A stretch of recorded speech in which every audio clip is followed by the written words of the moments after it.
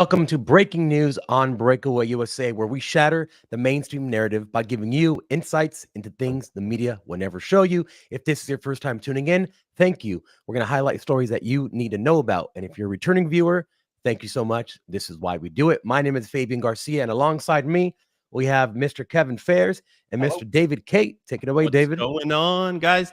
We have such awesome topics to cover tonight. Trump is back in court, but he's facing two hearings at the same time. You don't want to go anywhere. We're going to cover that right away. And you've probably seen these crazy videos all over your headlines of these students essentially bidding tent cities across college campuses on all various college campuses across America. And guess what? We're going to have a perspective from a college student at one of these prestigious schools of what's exactly going on the ground there. We have a funny quick break, also a meme reaction, the best meme we've saw this whole entire week. And we're going to get all the boys' take on this. I can't wait for that.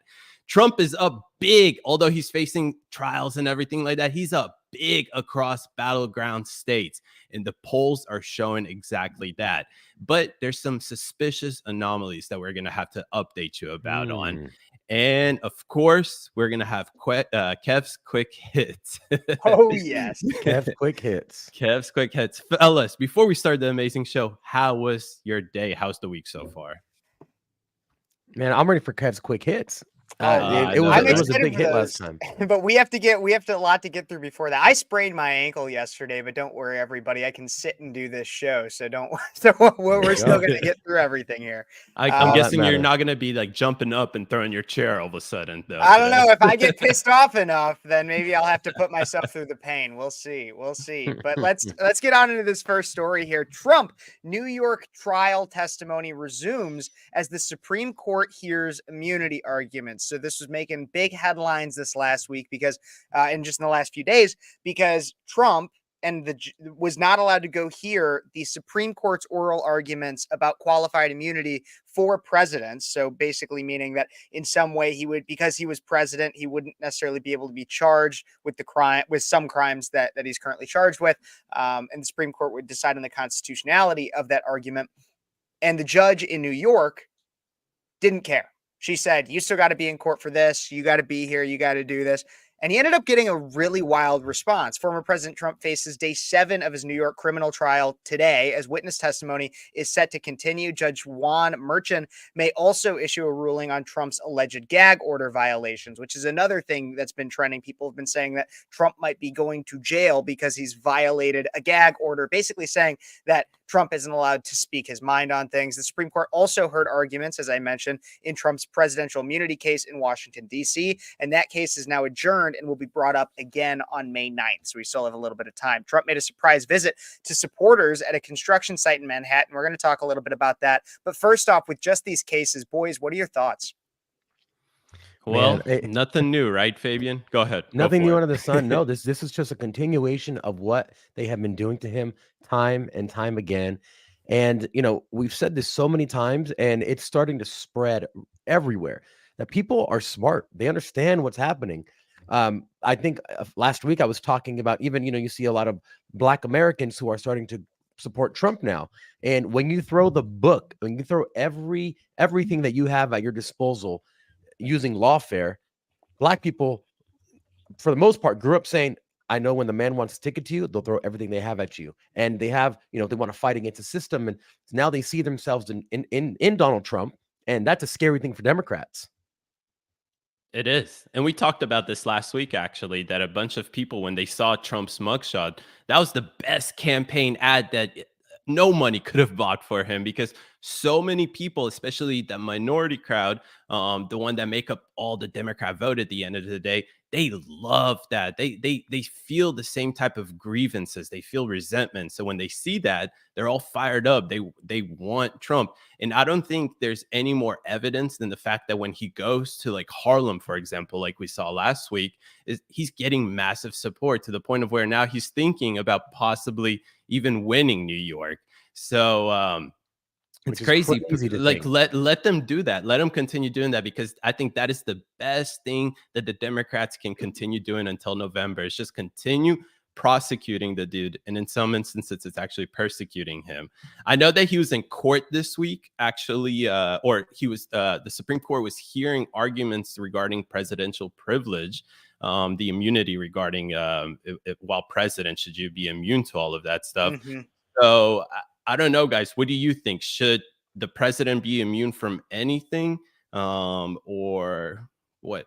I think it should be very, very specific. Look, there are some things that obviously, if we're not going to prosecute everybody equally, maybe we should consider whether or not, or what level of crime it actually should be. For example, the classified documents thing. Joe Biden was found to have committed the exact same acts Trump did, if not even worse, and should be put But he's under. too old, guys. Remember, he's too old. But exactly, that's the They issue literally that they said come that, up yeah. with, Hold is up, that- that's a Republican special prosecutor. That's why he said that. yeah. No, That's but and so crazy. that's the whole thing, is like, yeah, maybe there are some things that we need to reevaluate. When it comes to the president, he's going to be under a lot more scrutiny of the law. And while I'd love to say everybody's equal under the law, and I'd like that to be the case, the difference is that how many people have, or how many times has anybody else ever been charged with an insurrection? Look, what does an insurrection even mean anymore? We don't have a justice system at this current point in which we can assume that everybody's going to be equal under the law, because they aren't. And so we can't, there needs to be some level of immunity that we grant, because President Biden's getting it. No, exactly.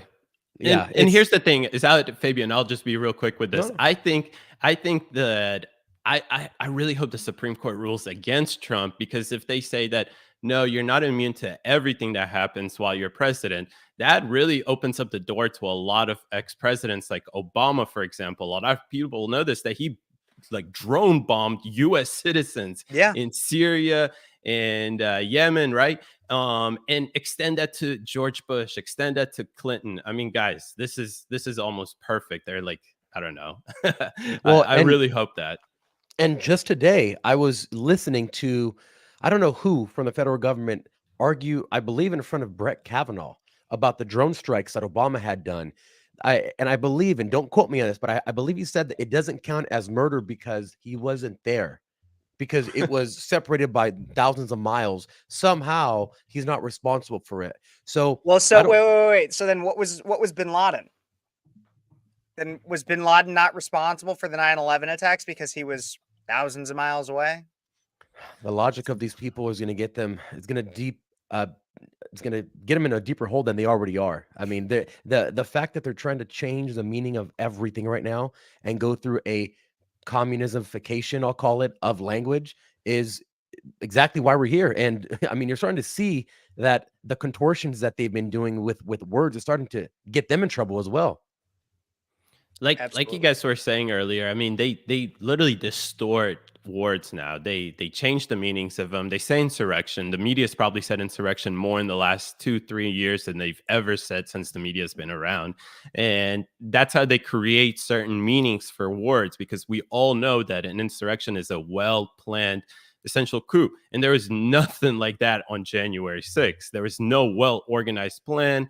Nobody was involved in it in terms of like the military or something like that. Actually, David, you're wrong. There was something that was really organized, and it was an orchestration of January 6th with the cameras and the production and how they stopped the extra law enforcement from coming. It was an orchestration by the opposite side.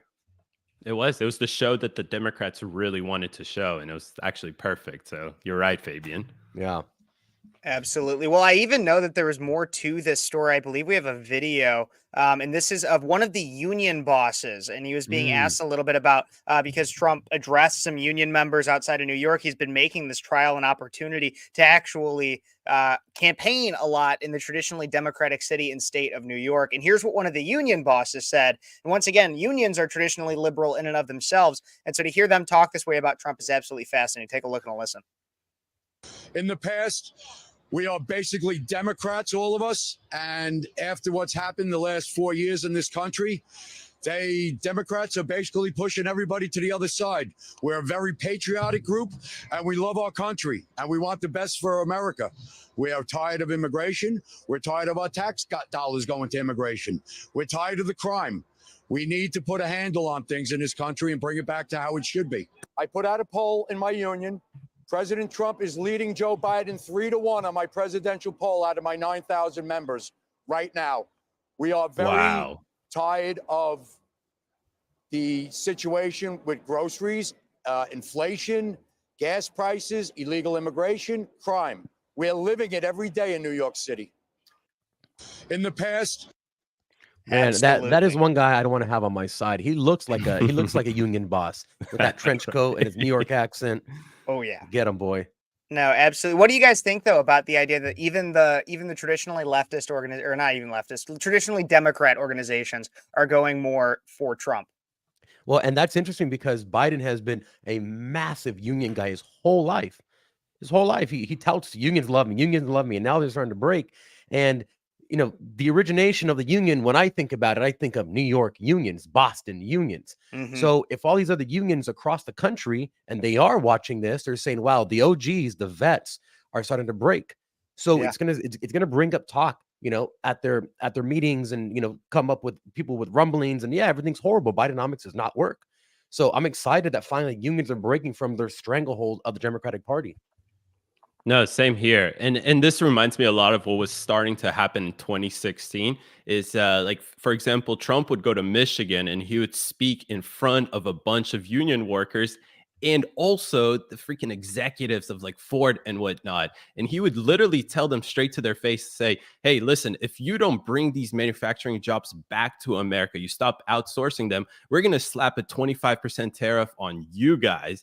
And he proudly said that. So union workers understood that back then, and now they're understanding it more than ever because they've received 4 years of Trump and 4 years of Biden, where they were placed in the back seat under Biden now when they were in the front seat when it was Trump organization. So this is the stuff I love to see, and now it reflects on the polls that we're going to be discussing later in this show as well. Oh, absolutely. And I know we have that. I know we also have one more video of Trump outside the courthouse. It was really fascinating. I know I saw things of him talking about how he's going to be trying to do some kind of a rally at Madison Square Garden and other areas in New York. Yeah. He had I all the can't wait union for people. this. He had Hispanics and black people yelling, screaming for Trump, all going against the mainstream media narrative that minorities, that New Yorkers, that liberal areas do not like Trump, and it seems as though they do. Take a look and listen at this video.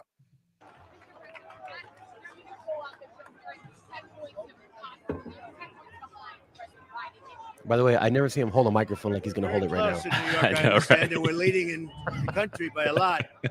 Polls just came out a little while ago, as you saw yesterday, that He looks we're healthy. up in every swing state and up by a lot in every swing state. So I think we're going to do very well, and we're going to make a play for New York. They said, I just heard there was a very good poll came out. Normally, a Democrat will win New York. Biden is the worst president in history, and we have some very bad people here, but we have the greatest people, and they're right behind me. And they all want us to run, and we're gonna run very hard in New York. New York, we have a good chance of winning New York, in my opinion, but we're going to give it a shot. We're going to give it a shot. Oh, I have no idea. They've taken my constitutional right away with a gag order. That's all it is. It's election interference. This whole thing is election interference. So the polls have just come out, and I just got another sample. We're leading every swing state by a lot, and we're leading the nation by a lot. He's the worst president in the history of our country. He makes Jimmy Carter look great. Jimmy Carter is very happy because his presidency was brilliant by comparison. But this is the worst president we've ever had. He's destroying our country. Close the borders. You can do it in one phone call. You can close the borders. Close up the borders, Joe. Our country's going to hell. All right, pause it. You know, I actually like. Close up the borders, Joe. Our country's going to hell. Close them up. Close them up. They say traditionally, usually a Democrat wins New York, but it might seem based on the polls, I could be leading. You don't know. But that's just what this is all election interference, everybody. That's what they say. It's election interference. We see it. They're trying to gag me. Jimmy Carter was brilliant. Yes, I love it. Yeah. It's amazing. I actually like that he had a mic because he was able to drop it. And so he had that moment, the mic drop moment. He Absolutely. did. But I've been saying this for a while. If it I would love for him.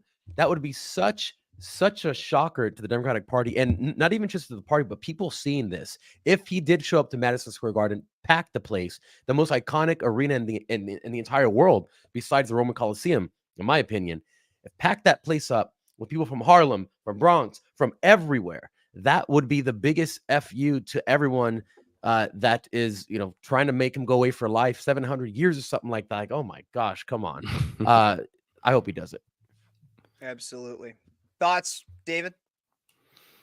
I mean, this is Trump at its finest, right? He's talking to the media raw, like he likes to. Bring it, as he always says. Come on, I'm talking to the fake news. And I mean, listen, I think New York is in play simply because of all the stuff that's happening in the Middle East. I know our guest coming up in the next segment probably would agree with us. And not only that, but Elise Stefanik, she's an awesome congresswoman out of New York, and she's really, really, stepping up the groundwork there, the grassroots level, or the grassroots movement that's happening in New York. So I definitely think New York is in play. 2022 was a perfect example of that. That's the reason we have a majority in the first place in the House. I'm pretty excited to see it because they're constantly talking about how Texas is in play, but they're never talking about New York being in play. And I'm like, I don't know what they're seeing, but And I'm curious to see what California comes in compared to the last election. I've been telling people I see a change. People are changing, and they're scared to say it out loud. But because they watch my videos, they'll see me somewhere and be like, "Hey, man, I can't say what you say," and I'm like, "You can." There's a lot of people like you. Like, you're not alone. Well, and So even California, if you looked at the last election, I was really surprised. They ended up being able to pull in just a few more seats out of the House that they were not expected to. In plus yeah. one, plus 2D districts, they were able to really pull their weight in a way that I wasn't expecting. Other places lost big time, and California actually flipped some seats and turned some surprises. So I think there are a lot more states that are swing that are traditionally blue than people are willing to admit. And it's good because it Absolutely. makes the Dems have to spread out their organization, spread out the money, which is better. Absolutely. And I know we have a Yeah. lot to talk about when it comes to polling numbers and everything, but we also have a phenomenal guest coming up here soon to talk about our protests on college campuses. But first, a quick ad break. Oh yeah.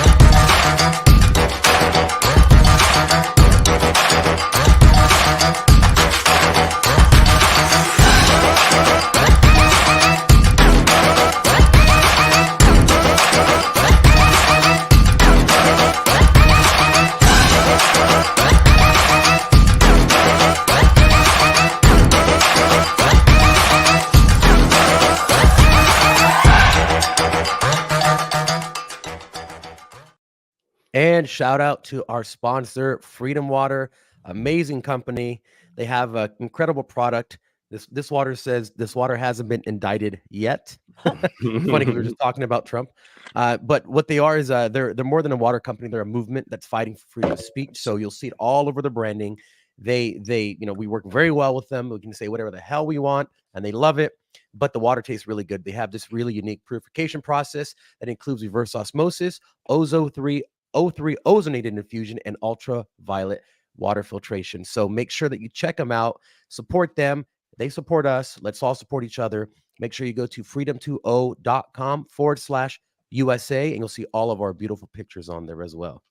Absolutely. And this water always reminds me that our freedom isn't free. So make sure you go grab it. In recent days, you've probably seen this all over the news. College campuses are suddenly turning into tent cities. And it's not due to homeless people, although I'm sure they're making their ways inside this encampment. But these students are actually protesting what is going on in Gaza right now. And the way that they're protesting is by blocking access for other students, specifically Jewish students, to enter their college classes, their dorms, stuff like that, to the point of where a lot of these schools actually bowed down to these protesters and canceled in-person classes. And this is happening across prestigious universities such as Columbia, Yale, and like our guest today who attends George Washington University, Ari Patkin, He's a student at George Washington University, and he's also the co-founder of CEES MENA. He's going to tell us all about that here in a second. But Ari, welcome to the show, man. Thank you guys for having me. I'm really happy to be on here. Absolutely. Well, just to let everybody know, I met Ari actually when I was up at CPAC, and he's a great, awesome person to run into. So we kind of hit it off, exchanged information, and we love it that you're on here to talk about this crazy stuff. Yeah. Just to give people some context, you go to school at George Washington University. It's a prestigious university. A lot of great scholars, individuals came out of there. And you and I were talking a few days ago about having you on the show to talk about the economic impact, because you're a student of economics, in the Middle East, while all this stuff started to erupt in schools like Columbia and Yale. And you actually told me, I asked you, I was like, you mind telling us a little bit about what's happening there and on your campus? And you actually said, nothing's really happening on my campus. It's pretty fine. Well, this morning, it changed fully. So tell us what happened this morning, Ari. So it started at 6 a.m. They were starting a counter protest because the SJP on our campus was able to come back into the organization's pool. One of the kids, a kid who I do not wish to name because he is, if I don't want to give him any credit, was also acquitted of his abhorrent behavior towards Jewish students, spitting at them, harassing them when we are tabling for Jewish events, pro-Israel events. And what happened was they were now able to organize this multi-school protest on our quad, which is U Yard. It's a small green area, but it still gives them a lot of space to house, not just house, but hold 800 to 1,000 students. And that's exactly what happened. It wasn't even students. It was students, and it was faculty, and it was also civilians from outside the university.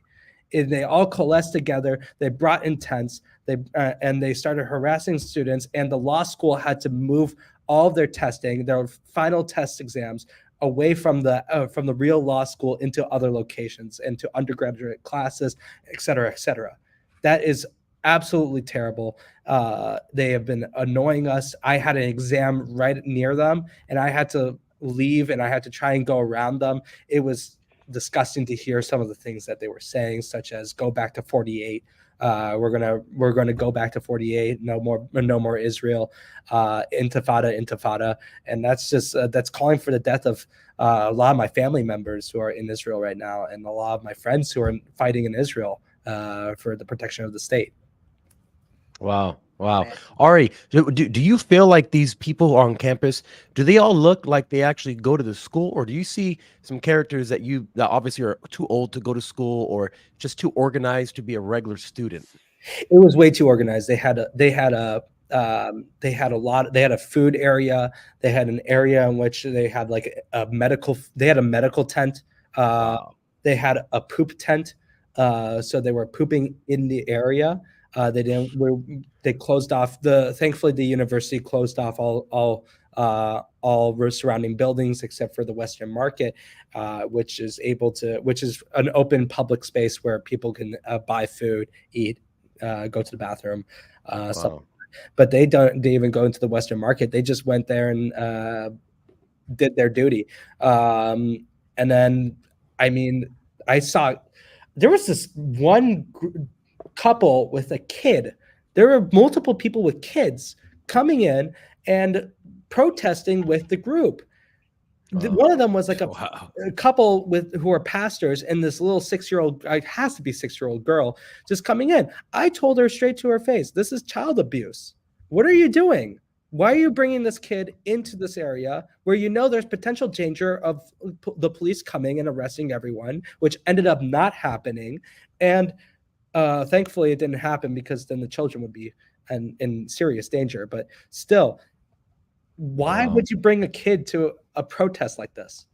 It No, just this reminds me so much, same characteristics as the BLM riots. I mean, supported from exterior organizations, nothing to do with the movement, bringing their kids around to show them that stuff. It's outrageous. Kev, what were you going to say yeah, there? absolutely. Well, awesome being at GW. I mean, like you're out in DC, and I've been out to that area. I've checked out GW. My sister went to American. Oh, beautiful. I love the area. I'm actually going to Liberty out in Lynchburg, a little further south of you soon. Yeah, I know some people at Liberty. Yeah, They run the podcast over there at the think tank over there. absolutely. But being a recent college grad myself, what I would always notice is that movements, whatever it may be, get co-opted by every other leftist movement too. And I always find it funny, especially when it comes to the Palestine one, because they try to put in like these gay agendas and stuff within Free Palestine when they don't even realize Islam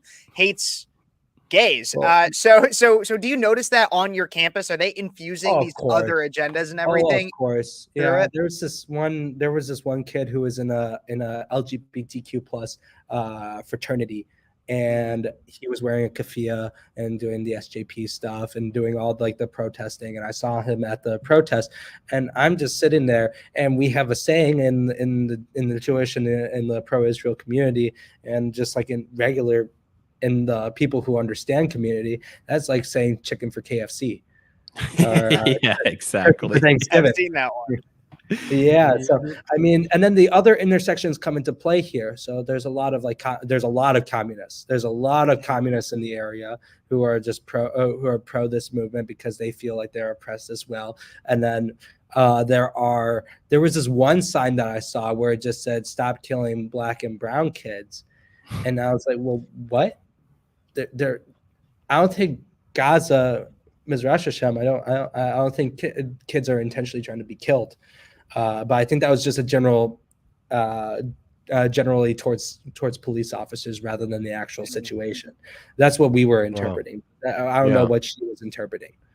You know, it's interesting that you say that because there's a website called beautifultrouble.org, and I suggest everyone go to it. It's a leftist activist website, and I've done many videos exposing specific strategies that they use. They show you how to stage a protest, how every single thing is out there, and that's where they learn. Yeah. It's like their annotated cookbook.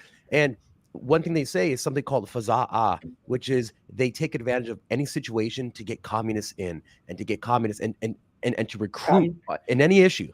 Communists, you have to give it to them. Communists really know how to organize. Absolutely. They have been notoriously really good at jobs. Yeah, they have no jobs. They have nothing else to do. So what do? They organize. They try to cause trouble. And that's what's happening here. You have you have an intersection of multiple different oppressed groups. And with that, they become the strong organism. They become the strong body, which leaches onto different problems, and they cause issues within a sovereign state to rock the boat. And that's exactly what's happening. They're rocking the boat. Absolutely. Well, and so GW is a private institution. We've noticed these tent cities coming up at both public and private institutions. Down in Texas, which is a public institution, it was UT Austin, I believe, is where Greg Abbott today sent the National Guard and began arresting people, in which was deemed a controversial move because some people claim that he was stifling free speech. Now, we could have that debate if we want to, but nonetheless, it would seem as though he's trying to keep some level of peace on that campus while people are screaming death to America, death to Israel, death to Jewish people. What is your administration doing over at GW, Ari, being that it's private? So I have to give credit where credit is due. The president at my university, Ms. Gramberg, has done the best that she could.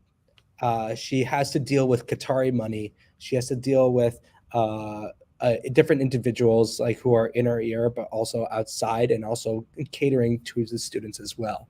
So we have to keep in mind that she has to walk a fine balance that is not easy to walk. In addition, she's a brand new president. Like I can't stress this enough. She inherited a problem that has been building up over time. It's very hard as a new president to come in swinging, because if you come in swinging, then you have a whole half of the university probably who are going to go against you, and they will eventually kick you out. So you have to be very careful when it comes to like as a president, you have to be very careful. Now, they've tried their best to quell the situation, and they've done a pretty good job at trying to keep the peace between Jews and Arabs and the Israel and the anti-Israel, pro-Israel groups. But there's too much organization from outside the university that it's hard to contain it. Yeah. And this was one of the cases where it's very difficult to contain. The DC police were requested. We never got them. They were supposed to come in at 7 p.m. and arrest everyone. We were told to vacate the area by some insiders. They told us, hey, get out of the way. You can go up into one of the academic buildings and watch. We were going to have it was going to be a watch party. It was going to be let's watch all the leftists go to jail. It's like this is our Super Bowl. It's always fun to watch. It's always interesting to watch, but at the same time, nothing happened. It was a clear disappointment. It was a clear letdown on some of us, those of us with popcorn. Well, popcorn that's kosher for Passover. Yeah, I was gonna say. So macaroons. I can say macaroons. The matzah flour for your popcorn. Matzah crumbs. Watch the show. I mean, we were all disappointed over here, guys. You know, I was going to go yesterday to the USC protest because I wanted to meet some of these people and I wanted to investigate and see what's going on, ask questions. And they actually weren't letting anyone anywhere near it unless you had a student pass, number one. And then at about 7 p.m., I believe, they got the order they gave the order for them to vacate or else they'd all be arrested. Today, they went over to UCLA and did the exact same thing. So yesterday was USC. Today was UCLA. Incredibly organized. It's incredible. This is the money. You have to follow the money from it. Open Society Foundations that work. You have to follow the money on this one because the money, what we're seeing is that it's from the Qataris and from NGOs in the Qataris that stem all the way up to Qatar. It's from multiple different sources that are not just the Middle East, but it's also leftist organizations, Antifa, and those who are funding Antifa. It's a real web of money that's really hard to track, but we are trying our best to figure out where is this coming from. Yeah, they've identified one really, really elite person here in America, Howard Harwitz. So that's an individual that we'll be investigating to see, where does all of this money go? But he funnels large sums of money, 8-9 digits worth of money. So it's crazy. Ari, real quick question. What would you like to see happen addressing this issue that's happening on campuses? Because obviously it's impacting the daily lives of not just even Jews, but just individuals who are wanting to just go to their college campus and go take a test, for example. What would you like to see happen? That's a very good question. I'm a constitutionalist man. I believe in freedom of speech. I believe in the Constitution and applying it to universities and on campus. That being said, I do believe there is a line, you can't say bomb in a movie theater, or you can't say, or in an airport. You can't say fire in even in a dormitory, or else you're going to get in huge trouble. There are certain things that you really shouldn't say, or else you are going to reap the consequences. And since we are a private university, we do have the ability to say, okay, do not call for the death of others. That is clearly against rules, because you are inciting violence, and you're a mob who is more than capable to take care and to neutralize the enemy, or the enemy being anyone that they decide. Right? So in this case, this anti-Israel, purely anti-Semitic, it's clear anti-Semitism at its finest. And you could tell because they're telling people to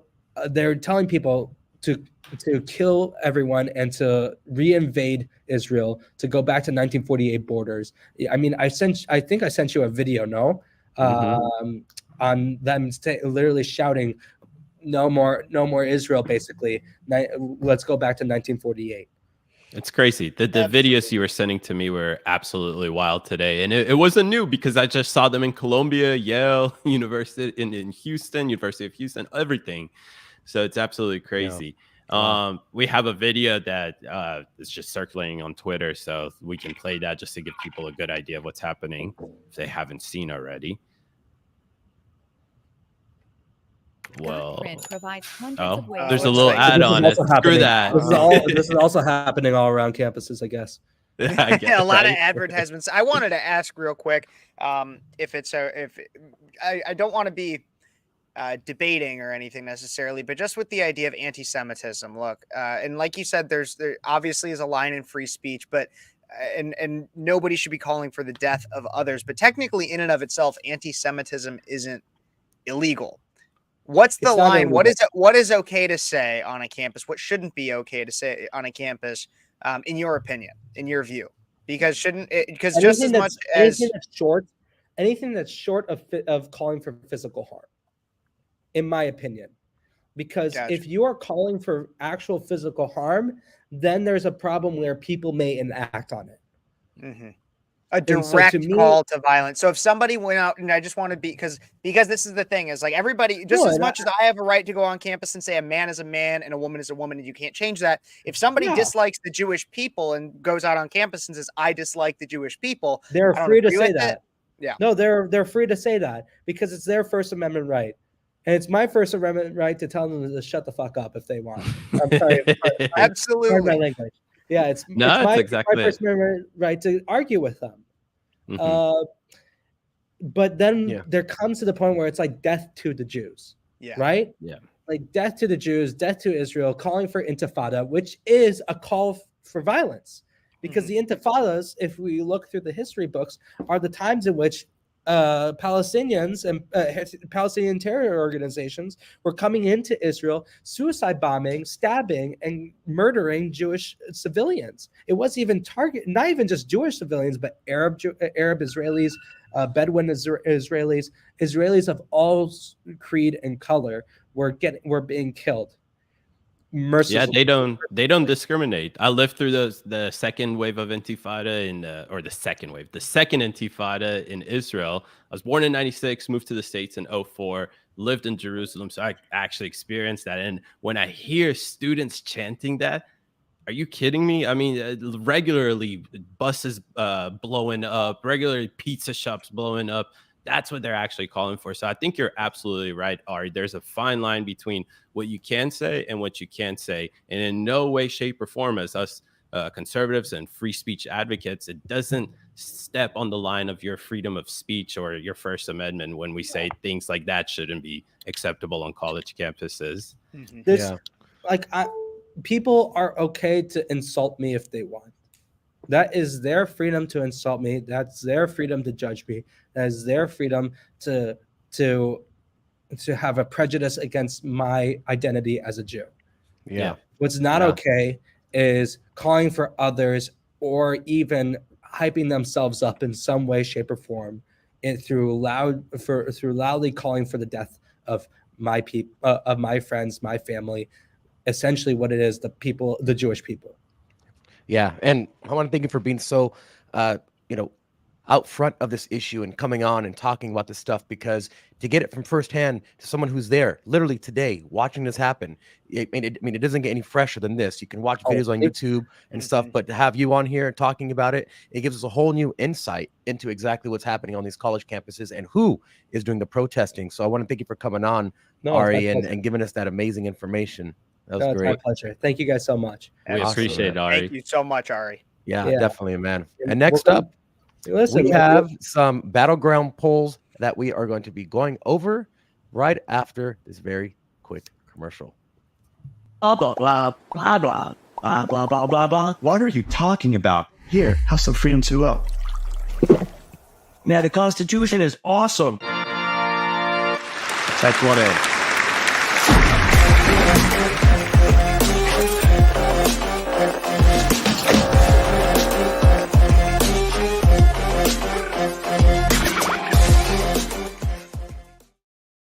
Now, I think before we get into our battleground update, I think that we should just take a quick little second to laugh at probably one of the funniest videos and memes we've seen of the week. So, Fabian, what do you think? Is it time for us to roll out the new segment? Oh yeah, this is a brand new segment that we're calling the Meme Review Award or Meme of the Week. And we have, just to introduce it the right way, we have a little video.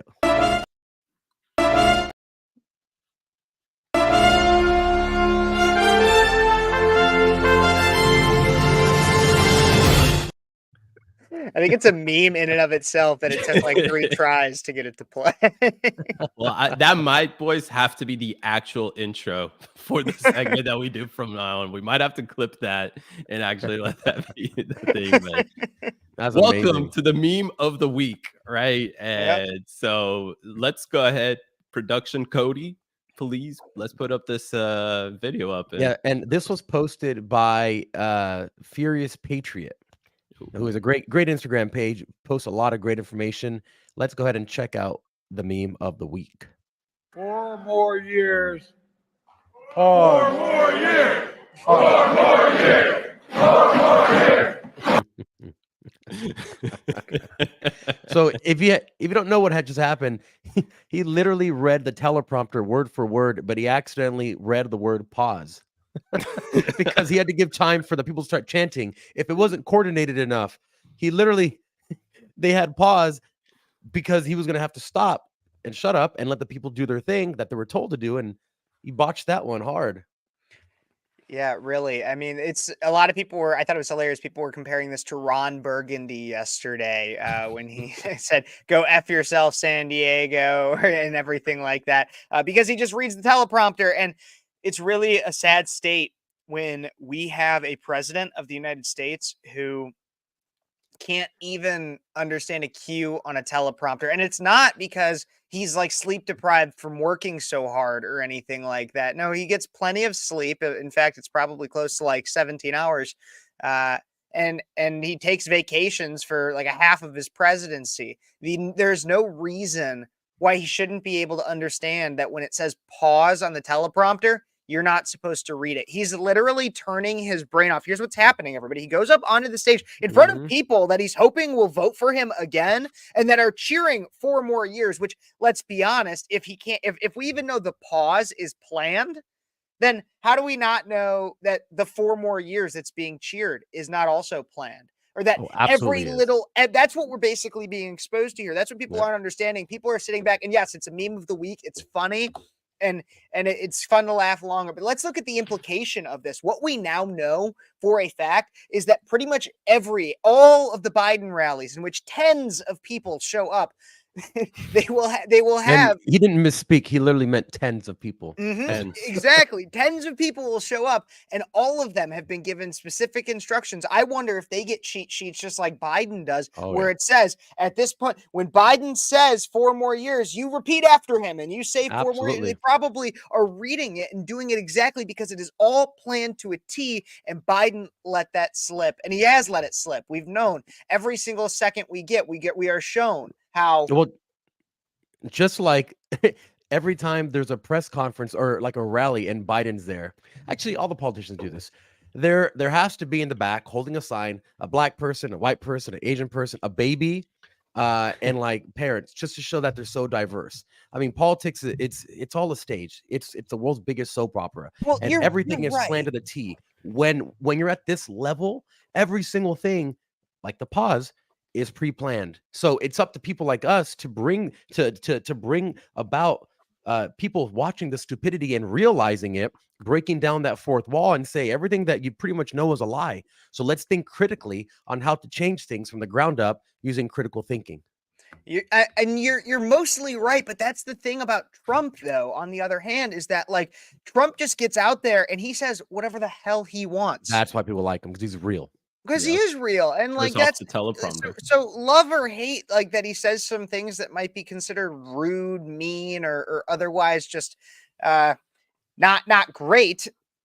At least he's being real with you. At least it's not all just the stage thing. I remember I was even in a campaign politics class my last semester of college, just last semester, and we looked at pictures, like a picture from Nikki Haley's campaign in which she was in an airplane hangar.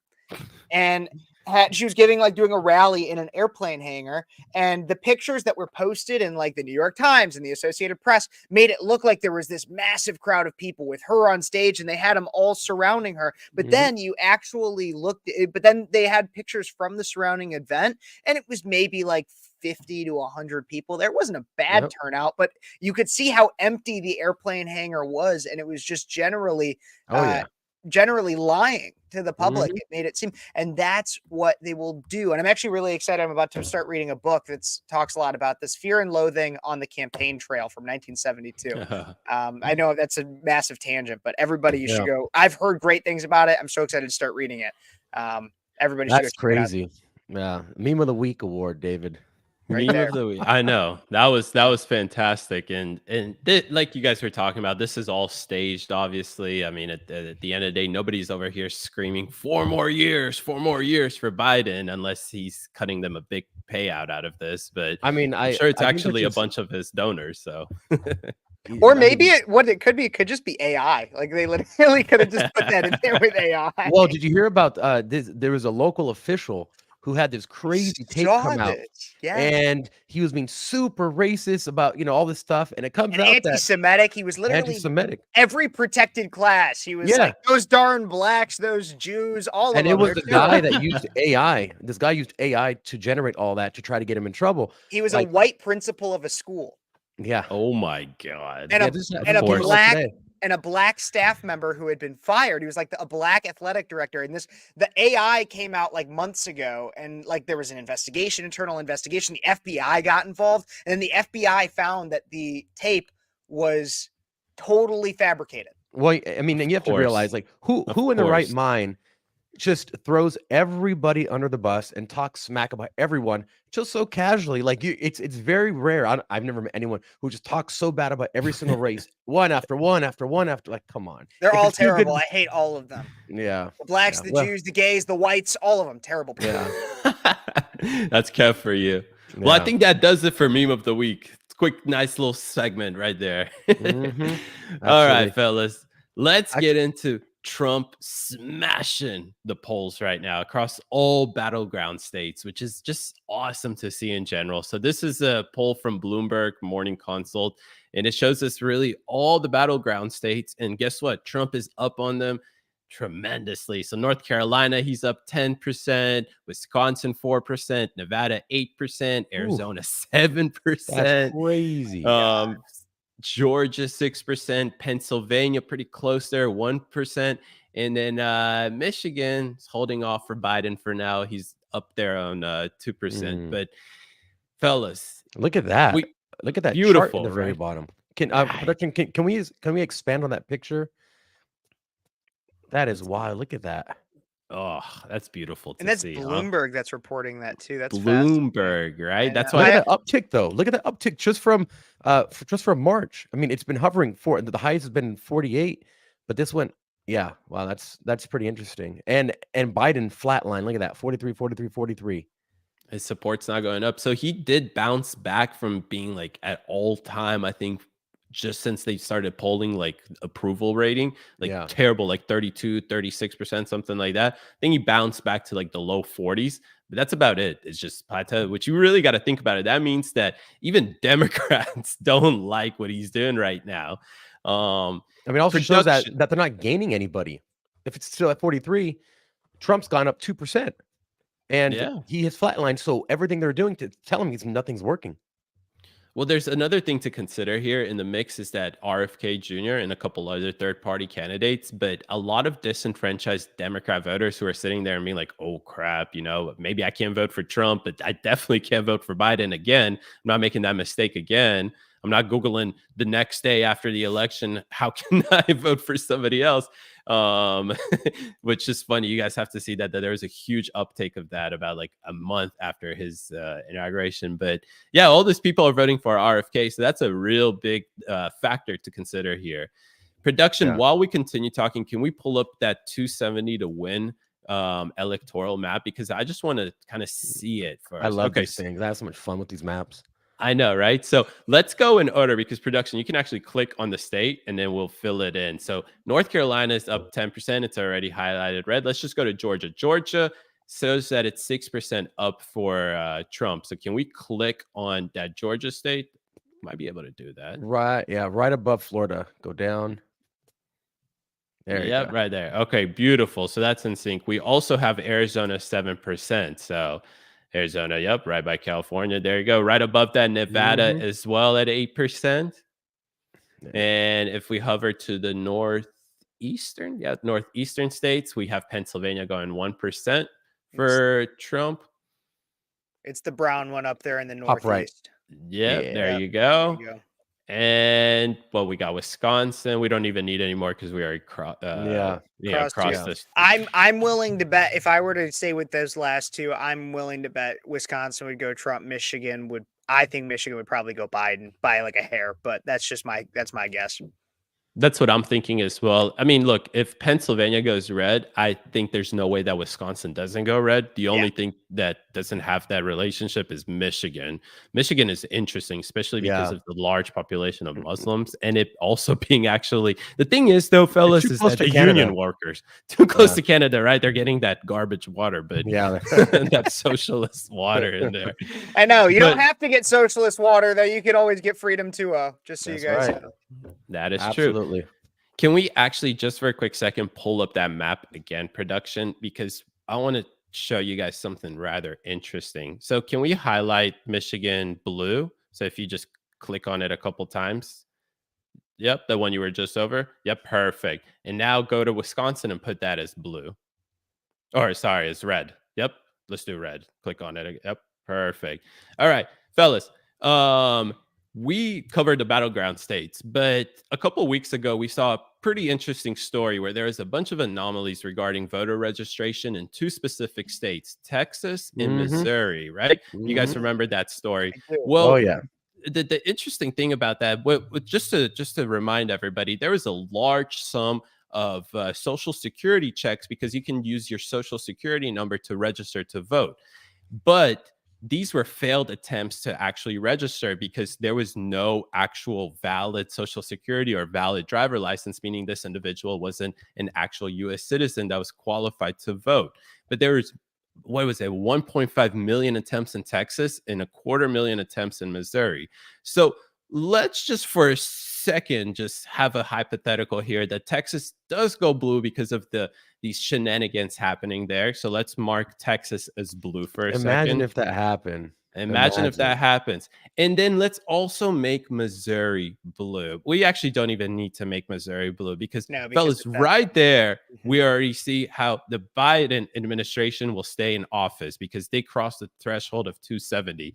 What are y'all's thoughts about this? Because we've seen the anomalies. Oops, sorry, I didn't mean to hit my mic like that. We've seen the anomalies, and now you guys can see with a single state like Texas going to them where all these shenanigans are happening. What's It goes what's to the Biden. current? Does anyone know the current Texas polling numbers? Is it because if it's obviously It's if within it's something- 5-6% of Trump. Okay, that's a pretty big margin of error. I mean, that should be outside any poll margin of error. So Definitely. if something like this happened, and I mean it flipped, because let's say it flips 7%, right? I think all hell would break loose because that just doesn't make any sense to me. It doesn't make sense. Even with everything happening, clearly you know that I can't say the word because we're streaming on YouTube, but there will be some kind of interference. Yeah, well, and even that's the thing is I couldn't see Texas turning blue. I think there's other things currently on this map, and if we can with production, I'm just curious what would happen if we turn Texas back to red, and then let's turn Nevada and Arizona to blue, and then let's turn Virginia to red. Though that's what I think. Virginia's over to the far, right there. Turn that to red.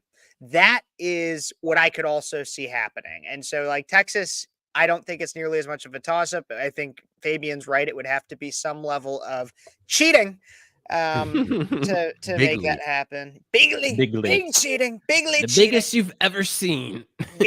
Huge. But I think Virginia could go red. I think it's much more of a battleground state than the media would usually portray. I mean, if you look at it, they have Glenn Youngkin in as governor right now.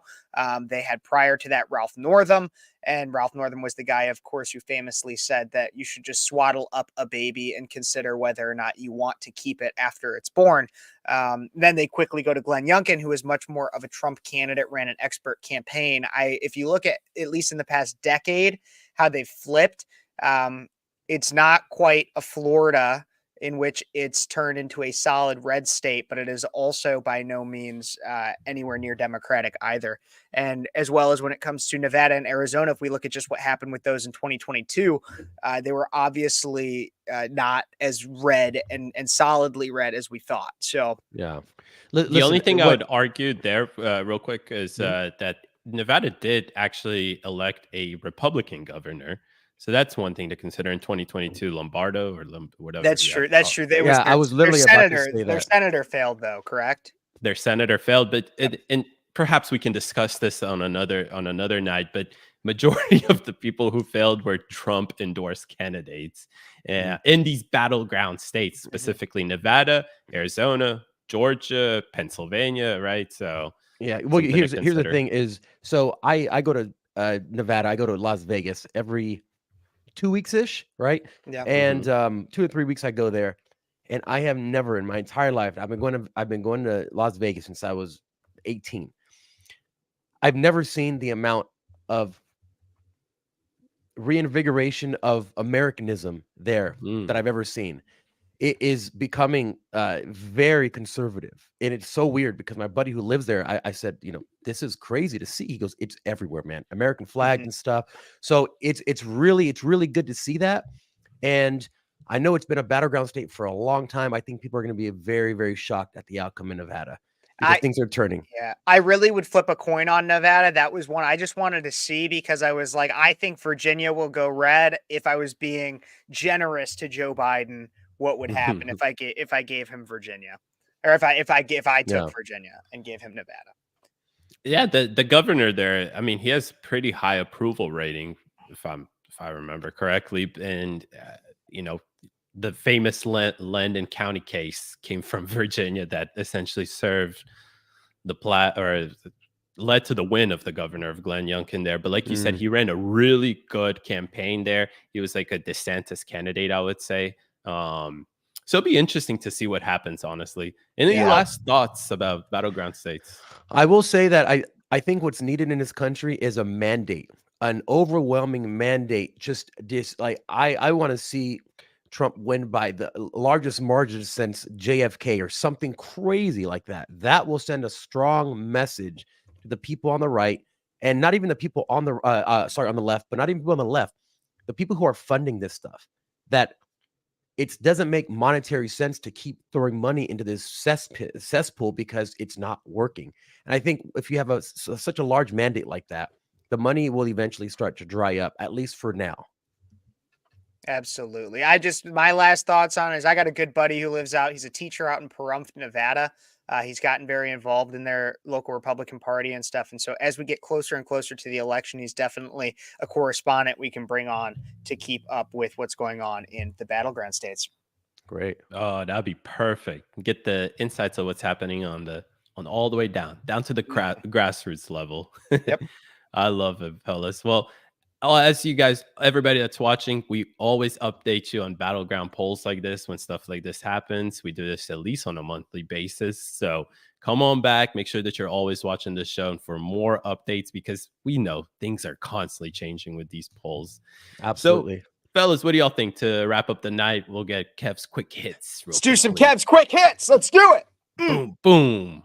Before we do that, actually, I do want to. I know, guys, I'm sorry, but gotta pay the bills.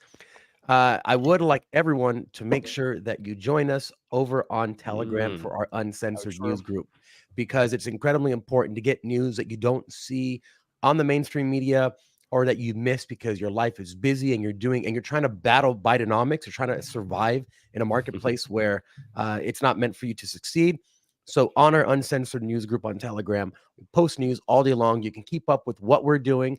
You get immediate alerts to when we post new content, but you also get stories and things that you need to know about that you're not seeing anywhere else. So make sure you scan the code on the screen or go to t.me/breakaway. All right, I'm done with that.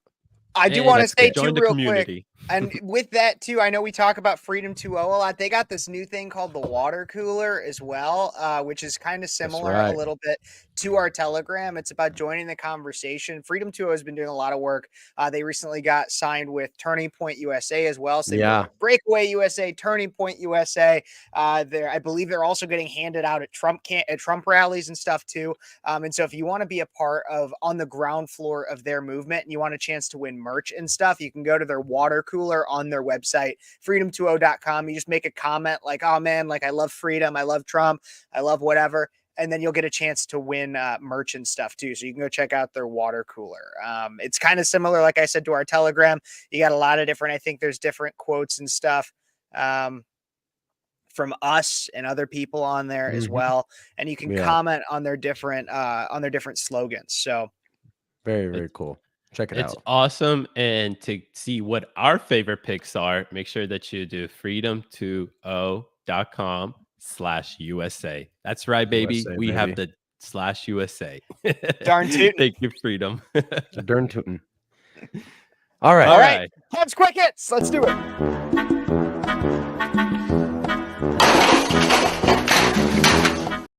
That's actually Kev smashing the computer. In 20 years. It will be someday. I love smashing things, computers. And right now we're going to smash the narrative right here as we become top G's with Andrew Tate. Let's pull up this first thing here. Andrew Tate with a fascinating take here yesterday went viral. Sex is for making children. Any man who has sex with a woman because it feels good is gay. Oh, my pee-pee feels good. This is great. In fact, if you are 40 with less than 5 children, you're probably gay. All that feel-good pee-pee sex and hardly any genetic legacy. And people were going off on him. I covered this on my show yesterday. I just thought it was absolutely hilarious. Quick hits, everybody. What are your thoughts on sex is just for making children? Fabian? You know, because of the last few episodes, now I know more about Andrew Tate than I've ever have, and frankly, ever really care to know. I don't even know what the hell he's talking about. I don't know what he's on.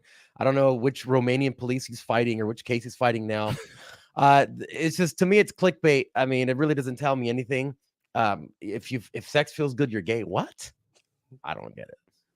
It's exactly that. It's just a bunch of clickbait. But I just go back to what we said literally last week, is that he says one thing that's right, filled with a bunch of BS in there. So he's right that, I mean, to make kids, you got to have sex, right? I think. Well, okay, so I don't agree with him. I don't agree with him. But what I think he's trying to say is that, like, the people that have sex just that are purely for pleasure, like homosexuals, the only purpose of their sex is for pleasure.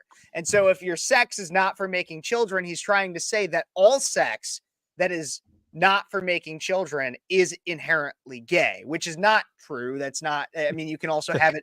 You can also bond with your partner. It can be an incredibly intimate experience. Sexuality is actually God-given when it is hetero and with a single partner monogamously. But like, that's what he's trying to say, is because it's for pleasure, you must be a homo. Like, yeah, like I get where he was going with that, but that line of conclusion, it's so far out of the. It's just, oh my god.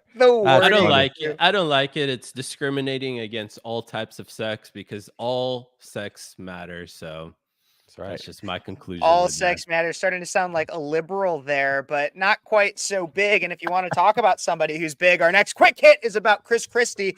Let's talk about Chris Christie right here. Take a look. That's a big hit right there. That is a big hit. Take a look and a listen to the fattest man alive talk about something he knows nothing about. Here's Mike Rotund. Is a really awful thing to go through. And if you look at Trump physically right now, he looks terrible. A criminal trial is but do it. Whoa.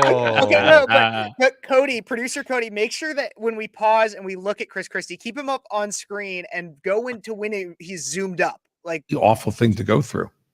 And if you look pause. So then he says, if you look at Trump right now, he doesn't look good. Someone get that man a mirror.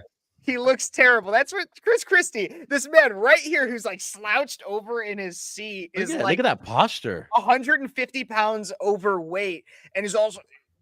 Hey, he lost some weight. He lost some weight. Look, I want you to notice how, okay, he's obviously a not very noticed. wide person, right? Mhm. Look at how wide that chair is behind him. That thing encapsulates him It's like a wide. little, yeah, that is a big chair. It's a It wide chair. it swaddles him like a newborn. Yeah. This can't get past like the waist. You know, that's just No, he's just That's the it. most tone deaf individual. Like that, he He really showed it is. on the debate stage and everything too. He would come up on stage and just basically repeat Adam Kinzinger talking points consistently. that crybaby. But even from a funnier way, because it was this big man who was like the poster child for why we actually should let people use Ozempic. So Oh So- my That's exactly what I God. was thinking when I was watching him right now. I'm like, wow, if anyone can use it, it's probably him. probably be him. Well, let's talk about some prettier people here in this next quick hit right here. Florida-based busiest mermaid in the world is paid $10,000 an hour for some performances. A woman who grew up terrified of the ocean is now a professional mermaid, making thousands of dollars in a short period of time.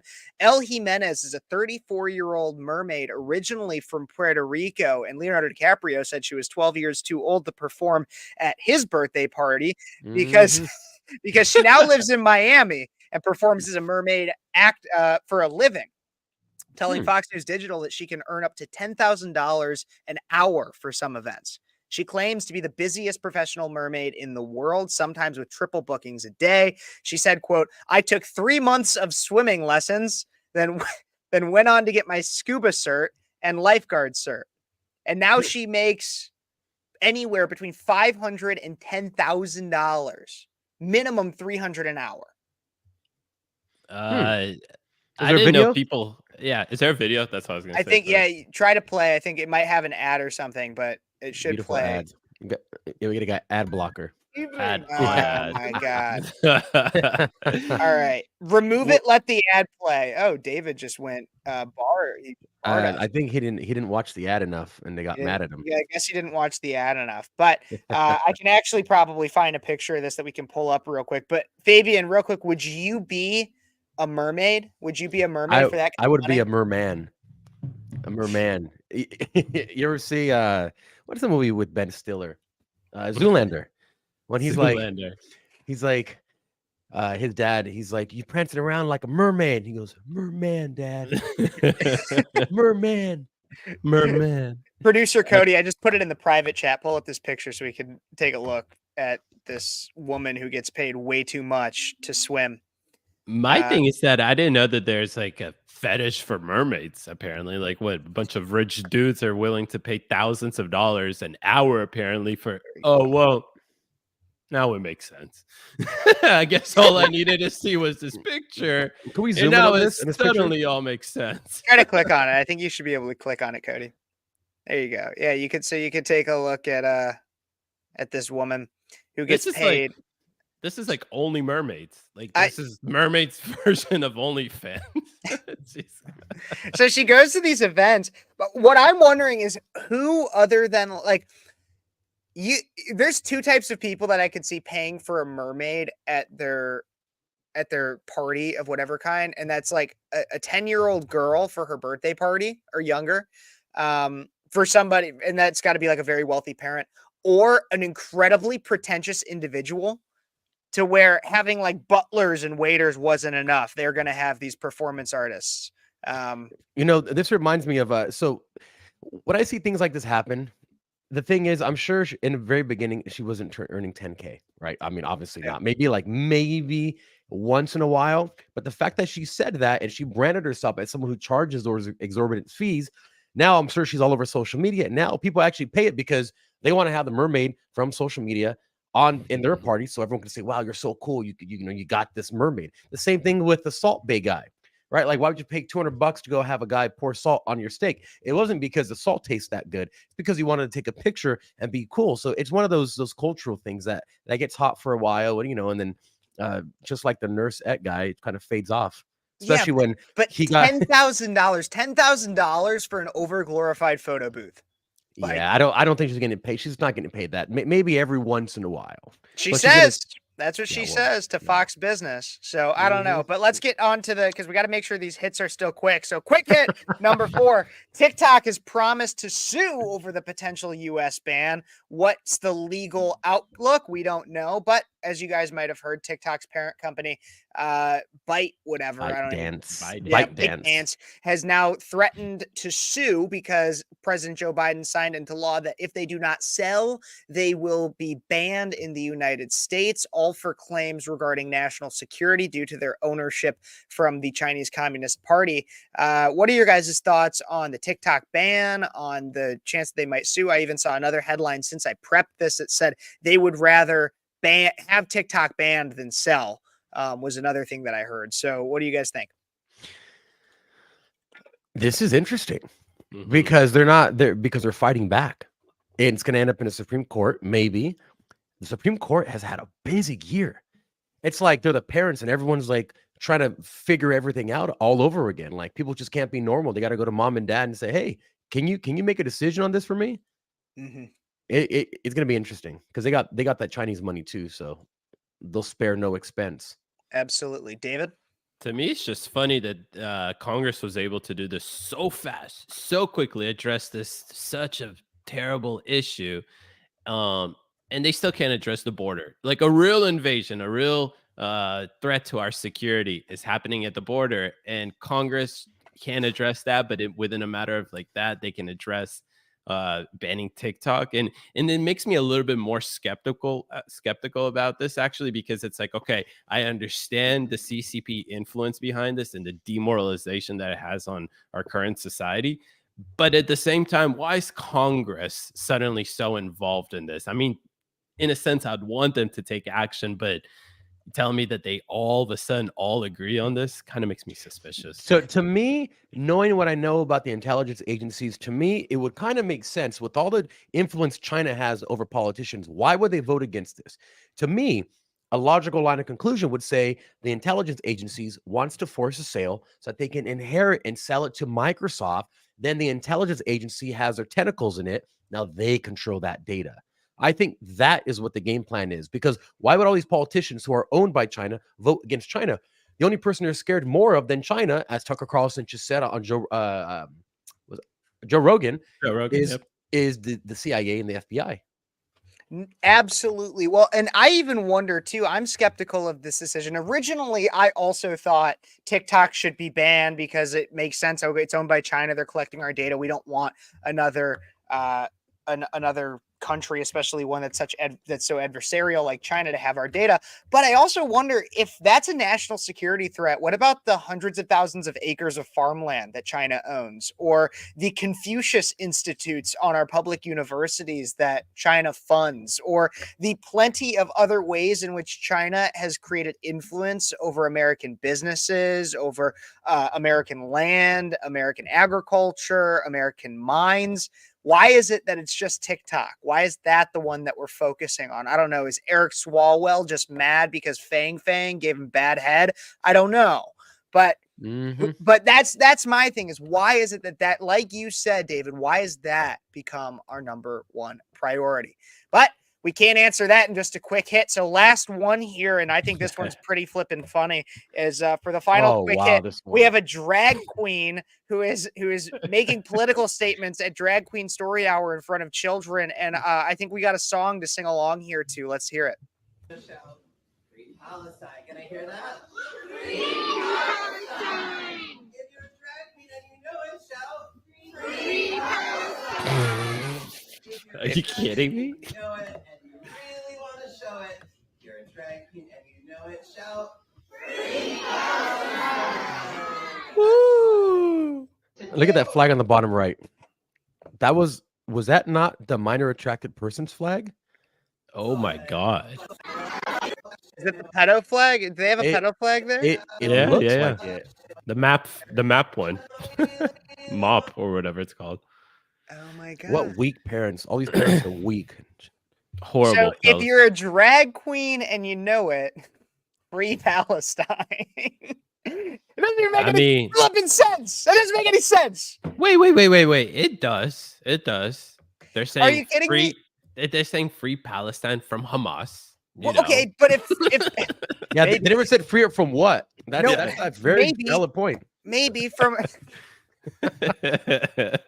all I know is that if a drag queen, if Palestine were freed as their actually, because we know, let's be honest, we know what they mean. If a drag queen were set over into a free Palestine, that drag queen wouldn't even be able to talk anymore because their head would be separated from their body, because that's Very what they quickly, too. do to Very people quickly. like that. And so once again, as we were talking like with Ari earlier, this is chicken for KFC. These are Literally. people where, and it's even worse because there's so much, like, this is just a perfect example of leftism nowadays. You got the drag queen. That's in and of itself. The drag queen also has to be in front of children, so grooming children, and then also indoctrinating children with a totally different ideology about why you should support terrorists. Like, all in one. All you're missing there is like Kamala Harris telling you that a school bus is yellow. So Kev, real quickly, I think you're affording them a lot more than you should, because seriously, if you think about it, it's two imaginary things. It's an imaginary person over here, drag queen, whatever it is. Hopefully we don't get banned on that. And then at the same time, they're talking about an imaginary place that never has existed, Palestine. So I hope that does it. And that's why they say reality is subjective. So that's right along their lines. You know, I will say about this whole drag queen thing is their entire point is to shock people out of normal. So to live queerly, that's their goal. And queerly doesn't mean homosexual. It means different than regular. Anything that's Really? not hetero. when That's I what was they're a going kid, after. when I was a kid, queer meant the guy holding the football that you would tackle. But Yeah. And that's exactly what they're they're going after, like you said, grooming kids. Literally, if you go and you look up drag pedagogy, it's in I think PubMed or something like that. But it's a published piece of peer-reviewed work written by Lil Miss Hot Mess. And this is where it comes from. And it says that we want to read the children into filth, meaning put all these ideas in their head. They want it to be something where the kid is very confused and questioning everything that's regular, and saying, the drag queen is fun, cool colors. My teachers and my parents are very authoritarian. I want to be like the drag queen. And that's why they do it. That's why they do it in front of kids. well, I agree. I don't have anything else to say. You said it all right there. Damn no, drag queens. you're absolutely right. I think you said it better than I have ever possibly could. Well, fellas, that does it for Kev's quick hits, right? Those are Kev's quick hits right there. Boom, boom. I Oh. love it. Yeah, it's And a hit. that also does it for the night tonight, right? We went Yeah. through all of our topics. It was a fantastic night. We even had some literally ground footage from what's happening on these college campuses. It was an awesome night. As always, ladies and gentlemen, please like this, share this with all your friends, retweet this if you're on Twitter. You have to do all of those things. That's how we get through this big tick censorship that's constantly being placed on us. As always, as well, make sure that you follow our Telegram account, because our channel, you have to be in there, t.me/breakaway, or you can scan that barcode. Get in there, get the first uncensored news that we deliver to you guys. We also, yep. And now that we have so many new shows coming up, networks coming up, it's hard for me to tell you guys what our schedule is. But if you want to know our schedule, then go follow us on all of our Breakaway channels. You can see the schedule there. You'll never miss a stream that way. That's on Instagram, Rumble, Twitter, Facebook, YouTube, everywhere. We're everywhere, Breakaway USA. And ladies and gentlemen, I think that does it. Oh, thank you for their sponsors. Kept me hydrated throughout the Freedom throughout Water, the event. Freedom Water. And if you want to partner or anything, check out our website, check out my stuff, and we could definitely help you out there too. Don't forget to like, subscribe, share, comment, and all that fun stuff. And with that, we are out. See you guys.